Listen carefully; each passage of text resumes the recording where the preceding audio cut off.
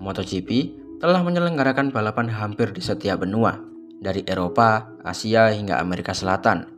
Negara-negara seperti Qatar, Jepang, Thailand, bahkan Indonesia telah menjadi tuan rumah ajang ini, menyambut ribuan penggemar dari berbagai penjuru dunia.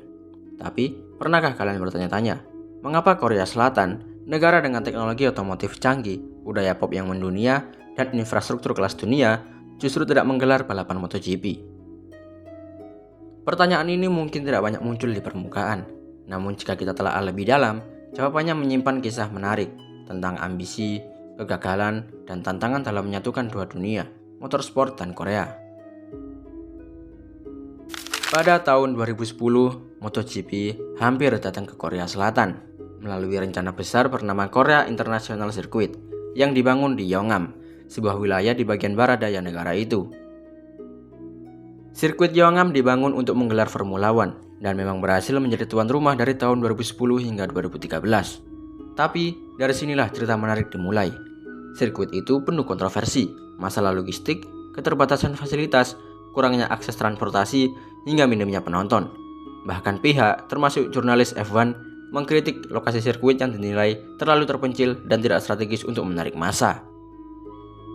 Akibatnya, Korea Selatan harus kehilangan status sebagai tuan rumah F1 hanya dalam 4 tahun. MotoGP yang sempat dikaitkan dengan rencana pengembangan sirkuit itu akhirnya membatalkan segala kemungkinan. Tapi, apakah itu satu-satunya alasan? Ternyata tidak. Korea Selatan adalah rumah bagi merek otomotif besar seperti Hyundai dan Kia. Namun, berbeda dengan Jepang yang memiliki Honda, Yamaha, dan Suzuki. Industri otomotif Korea cenderung lebih fokus pada mobil, bukan motorsport. Pabrikan motor Korea seperti Hyosung memang ada, tetapi tidak memiliki kehadiran yang signifikan dalam dunia balap MotoGP.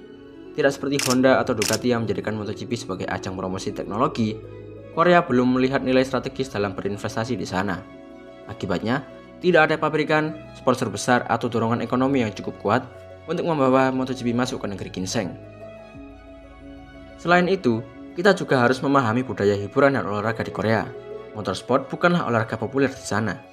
Masyarakat Korea jauh lebih antusias terhadap e-sport, baseball, atau K-pop. Tanpa basis penggemar yang kuat, sulit bagi penyelenggara MotoGP untuk menjadikan Korea sebagai pasar yang menjanjikan. Belum lagi tantangan ekonomi. Menggelar MotoGP bukan perkara murah, butuh dukungan pemerintah, sponsor lokal, dan infrastruktur mumpuni. Tanpa itu semua, kehadiran MotoGP di Korea bisa jadi justru merugi, seperti yang pernah terjadi pada F1.